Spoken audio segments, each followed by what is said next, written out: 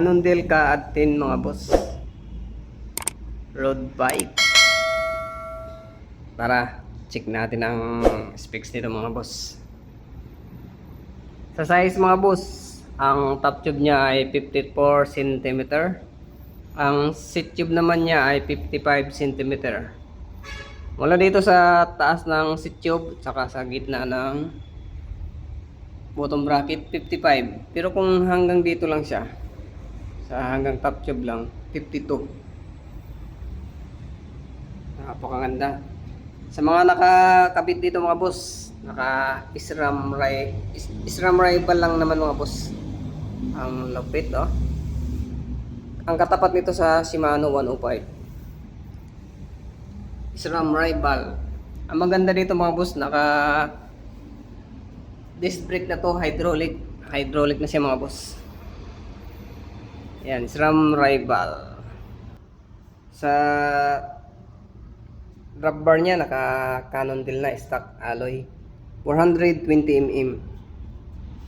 Sa stem niya naka Dida 80 mm yan. Cannondale na rin yung ano niya, stock na to. Cap niya. Carbon yung mga ano niya, spacer. Ang ganda nito mga boss. May maliit ang nagasgas dito ito. Internal cabling na rin siya oh. Napakaganda oh.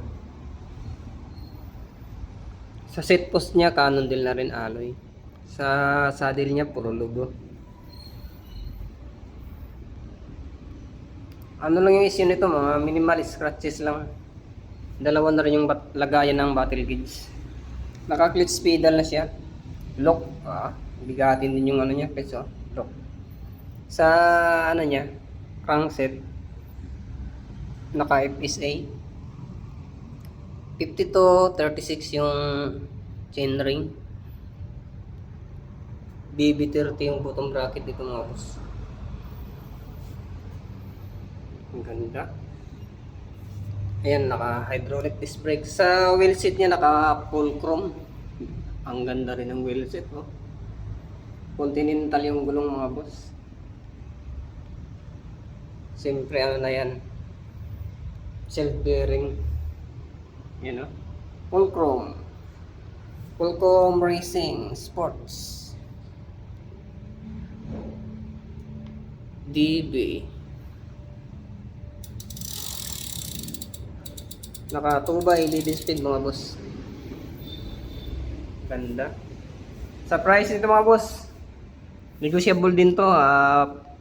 50,000 negotiable yan mga boss. Pwede pang tawaran.